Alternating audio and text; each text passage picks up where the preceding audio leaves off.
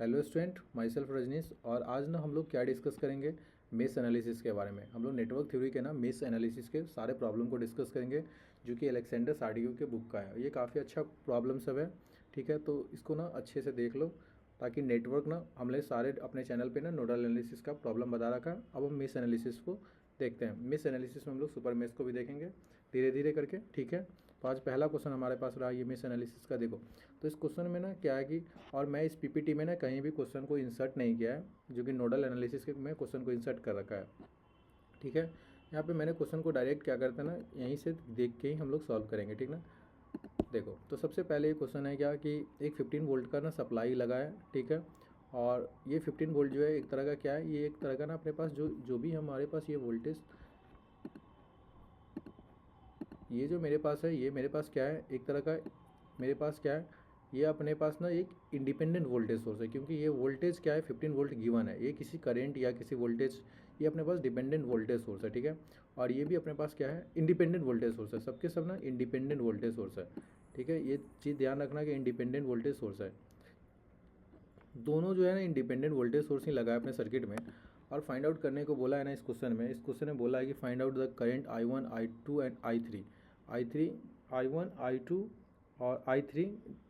I1, ये रहा I1, और ये I2 और ये I3। अपने पास तीन करंट फाइंड आउट करने को बोला तीनों ब्रांच के अंदर, ठीक ना। तो हम ना KVL लगाते हैं, दैट इज को Kirchhoff voltage law, KVL equation. इसी को हम लोग ना मेश एनालिसिस कभी बोलते हैं, जब भी हम लूप एनालिसिस बोलते हैं। क्योंकि जब भी मेश मतलब क्या है, क्लोज लूप पाथ में जब हम इक्वेशन लगाते हैं, वोल्टेज इक्वेशन लगाते हैं, उसको बोलते हैं किरचॉफ वोल्टेज लॉ। और जैसे हम लोग नोडल एनालिसिस लगाते हैं तो हम बोलते हैं कि KCL equation Kirchhoff current law. उसमें क्या होता है कि किसी पर्टिकुलर नोड पे ना कि कितना इनकमिंग करंट है is equal to outgoing current, उसको KCL इक्वेशन। यहाँ पे हम बोलते हैं कि जो सम ऑफ वोल्टेज जो है ना, उस लूप के अंदर जो वोल्टेज है इज इक्वल टू जीरो होगा। कंप्लीट लूप के अंदर वोल्टेज जो होता है वह जीरो होता है। तो हम लोग देखते हैं कि सबसे पहले KVL इक्वेशन अगर मेश 1 में लिखते हैं, लूप 1 में, तो ये हमारे पास लूप 1 हो गया, जिसमें I1 करंट फ्लो कर रहा है। हमने इसमें क्या किया, I1 करंट को फ्लो कराया।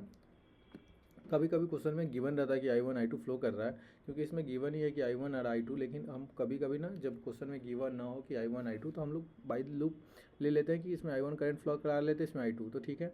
देखो, सबसे पहले अगर मेश 1 में लूप इक्वेशन लिखोगे तो -15 वोल्ट हम क्या करते हैं ना कि वोल्टेज का फर्स्ट साइन लेते हैं, और रेसिस्टेंस के ड्रॉप को ना हम वोल्टेज, और जो भी रेसिस्टेंस होता है उसके वोल्टेज ड्रॉप को पॉजिटिव कंसीडर करते हैं। और जो भी हमारे पास वोल्टेज सोर्स लगा हो या कोई वोल्टेज सोर्स लगा होता है, तो हम उसको क्या करते हैं, उसके फर्स्ट साइन को कंसीडर करते हैं by applying the KVL equation, ठीक है। जब KVL इक्वेशन लिखते हैं तो ये देखो, सबसे पहले -15 volt, then voltage drop 5I1 current. इस ब्रांच में सिर्फ क्या है, I1 करंट ही फ्लो करेगा।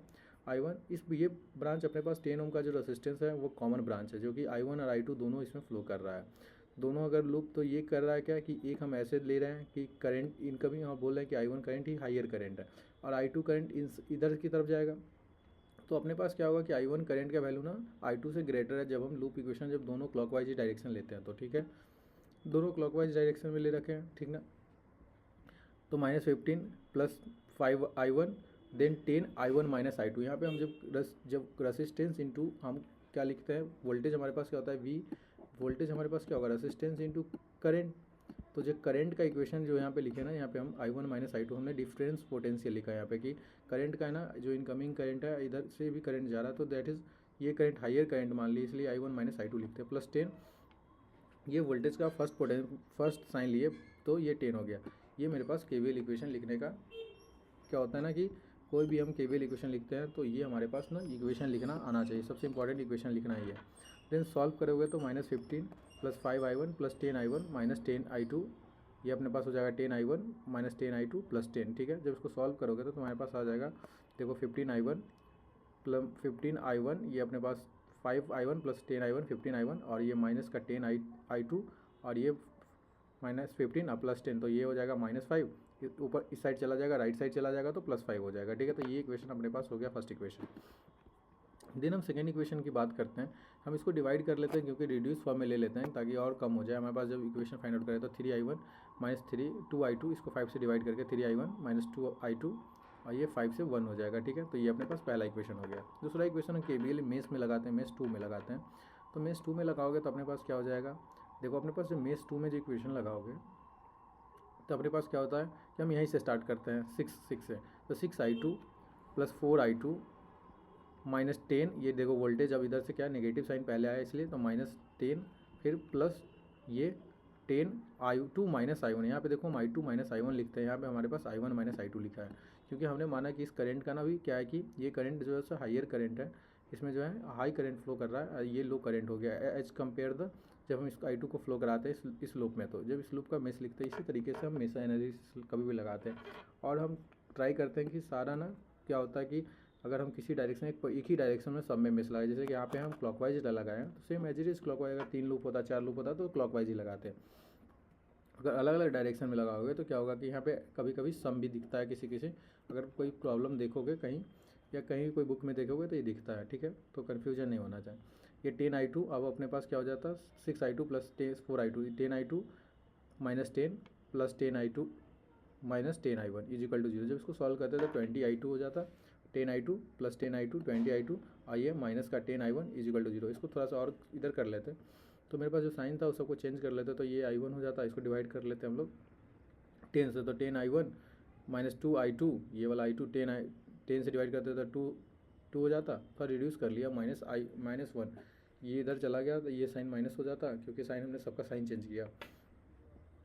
तो मेरे पास i1 का वैल्यू क्या आ जाता है, यहाँ से i1 का वैल्यू निकालते तो 2i2 माइनस 1, ये अपने पास i1 का वैल्यू है। इस i1 को हम क्या करते हैं ना इस इक्वेशन में पुट करते हैं, ठीक है, देने की इक्वेशन में पुट करोगे तो तुम्हारे पास क्या होगा 3i1 का वैल्यू 2, तो ये अपने पास 6i2 हो जाता, और ये माइनस का 3 हो जाता, minus 3 minus 2i2 is equal to 1।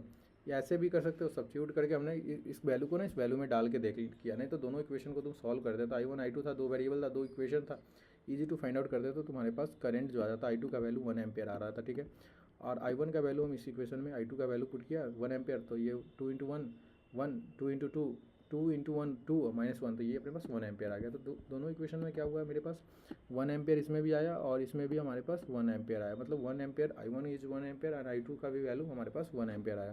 तो देखो अपने पास क्या हुआ, ये 1 एम्पियर का करंट जा रहा था, ये 1 एम्पियर इधर आ गया i2, तो i3 का जो करंट होगा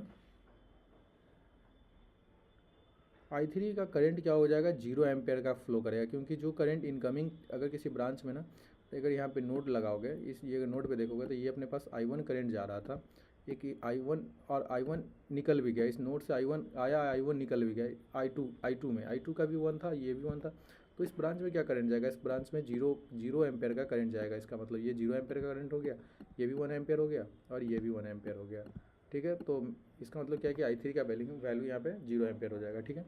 तो ये अपने पास पहला कोई प्रॉब्लम था। दूसरा प्रॉब्लम लोग देखते हैं जो कि अपने पास ना क्या है, अपने पास एक ये ना सेम क्या है कि अपने पास ये 90 वोल्ट का अलग अलग सर्किट को सॉल्व करने की तो कुछ ना कुछ सीखने को मिलता है। तो नंबर्स ऑफ क्या है ना इसमें जो भी प्रॉब्लम मेरे लेक्चर पे अपलोडेड है या जो भी कम प्रॉब्लम डिस्कस करते हो वो डिफरेंट टाइप का ही रहता है, उसके बाद हर प्रॉब्लम सेम नहीं मिलेगा।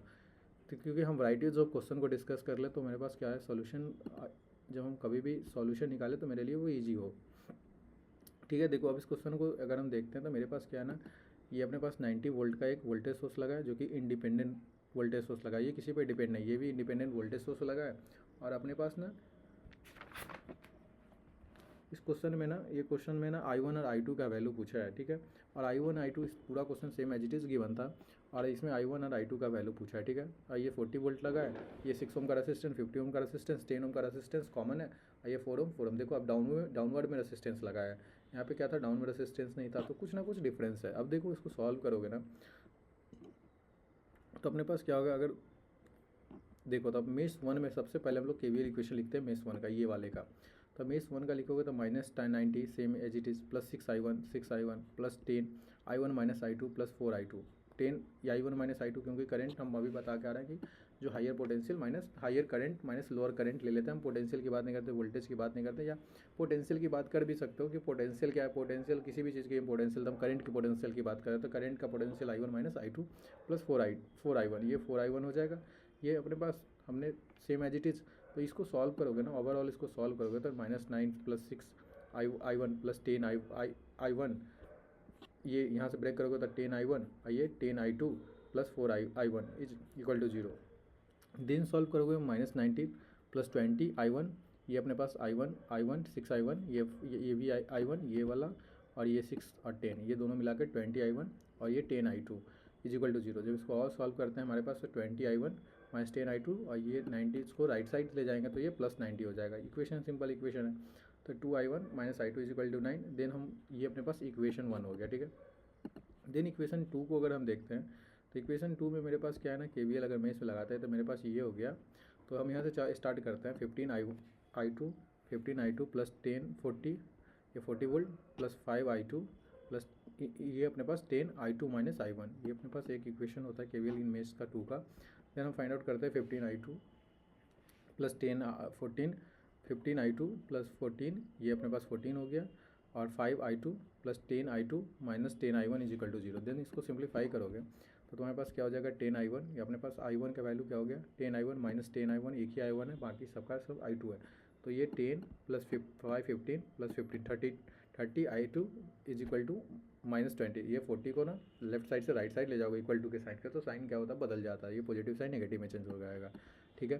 तो देन हम इसको और भी क्या करते हैं ना कि सबके साथ मल्टीपल कर ले अगर माइनस, तो हमारे पास ये पॉजिटिव साइन, हमने इसको साइन चेंज कर लिया। तो 10I1 minus 30I2 equal to 40। और इसको सिंप्लीफाई कर लेते हैं कि 10 से डिवाइड कर लेते हैं सारे नंबर्स को, तो I1 हो जाएगा माइनस 3I2 हो जाएगा, और ये अपने पास 4 हो जाएगा। तो I1 का वैल्यू अगर यहाँ से निकाल ले तो, नहीं तो हम दोनों इक्वेशन को सिंप्लीफाई, इस दोनों इक्वेशन को सॉल्व कर लें। ये I1 माइनस I2, ये इक्वेशन एक अपने पास हो गया। और इस दोनों को अगर तुम लीनियर इक्वेशन 2 वेरिएबल के साथ सॉल्व कर लोगे तो तुम्हारे पास वैल्यू आ जाएगा I1 I2 का, ठीक है।